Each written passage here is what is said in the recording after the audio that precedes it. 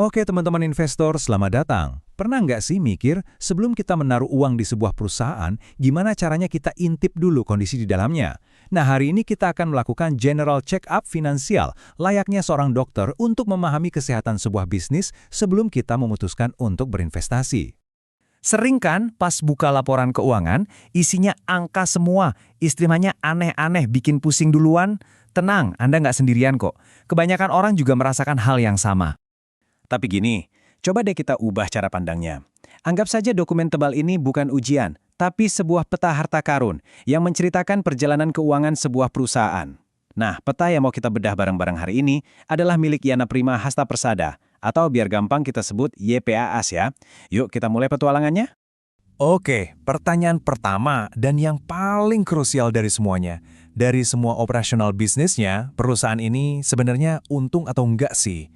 Simple, tapi ini adalah dasarnya banget. Nah, untuk mencari jawabannya, kita nggak perlu baca semuanya dari atas sampai bawah. Langsung saja kita intip ke bagian paling bawah dari laporan laba rugi. Cari tulisan laba bersih. Itulah rapor akhir mereka selama setahun. Dan disinilah ceritanya jadi seru banget. Coba lihat baik-baik. Di tahun 2024, YPAAS ini masih rugi loh 4,3 miliar rupiah. Tapi lihat, setahun kemudian di 2025, wow, mereka berhasil membalikan keadaan jadi untung 5,5 miliar. Nah, sebagai investor, kita itu suka banget sama cerita comeback kayak gini. Ini bukan sekedar perubahan angka loh ya. Ini adalah sinyal pemulihan yang kuat banget. Dari rapor merah jadi rapor hijau. Buat kita, ini tuh kayak dengerin lagu favorit kita. Artinya, manajemennya pasti lagi melakukan sesuatu yang benar. Oke, laba itu bagus. Tapi, labanya datang dari mana? Pertanyaan berikutnya nggak kalah penting, penjualannya naik nggak?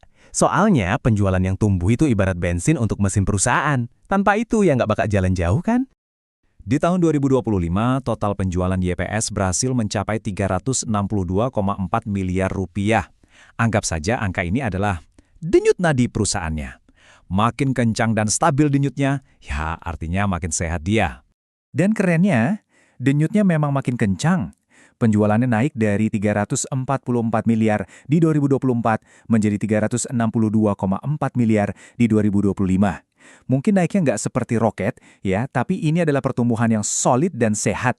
Ini bukti kalau produk mereka masih laku, bahkan makin dicari. Oke, checklist positif kedua untuk YPAAS. Kita sudah tahu perusahaannya untung, penjualannya juga tumbuh. Sekarang kita perlu periksa fondasinya. Ibarat rumah, kokoh nggak nih bangunannya? Nah, untuk mengecek itu, kita pindah ke dokumen lain yang namanya neraca keuangan. Di neraca ini ada dua pemain utama. Pertama, aset. Gampangnya, ini adalah semua harta karun yang dimiliki perusahaan. Mulai dari uang di bank, gedung pabrik, sampai mesin-mesin produksinya. Pemain kedua lawannya aset, yaitu liabilitas. Atau, biar lebih gampang, kita sebut saja utang. Ini adalah semua beban atau kewajiban yang harus dibayar perusahaan ke pihak lain. Misalnya utang ke bank atau utang ke pemasok. Dan di sini kelihatan kekuatannya. Di tahun 2025, total harta karun atau aset YPS itu 263 miliar rupiah. Sementara total bebannya atau utang cuma 133 miliar. Jauh banget kan? Artinya nilai yang mereka miliki itu hampir 2 kali lipat lebih besar dari kewajiban mereka. Inilah yang namanya fondasi kokoh. Nah, selisih positif antara aset dan utang tadi itu yang namanya ekuitas. Anggap saja ekuitas adalah nilai bersih perusahaan atau bagian kekayaan yang benar-benar menjadi hak milik para pemegang saham. Di tahun 2025, ekuitas YPAAS itu mencapai 129,9 miliar rupiah. Dan yang lebih penting lagi, angka ini juga naik dari tahun sebelumnya yang ada di 124,1 miliar.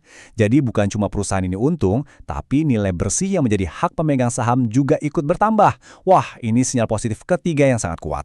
Oke, 3 pertanyaan kunci sudah kita ajukan dan jawabannya pun sudah kita dapatkan langsung dari laporan keuangannya. Sekarang, mari kita rangkum hasil health check-up singkat kita ini. Jadi, gimana hasil diagnosanya? Kesimpulannya, pasien ini sehat banget. Pertama, dia berhasil sembuh dari sakit, rugi menjadi sehat, laba. Kedua, denyut nadi penjualannya berdetak makin kencang.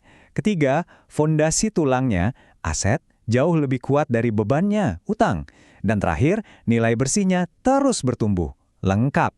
Jadi, kalau kita lihat dari 3 pilar tadi, profitabilitas, pertumbuhan, dan stabilitas, YPS ini lulus dengan nilai yang sangat baik. Kesan pertama kita, perusahaan ini bukan hanya sehat, tapi juga sedang dalam tren pemulihan yang sangat meyakinkan.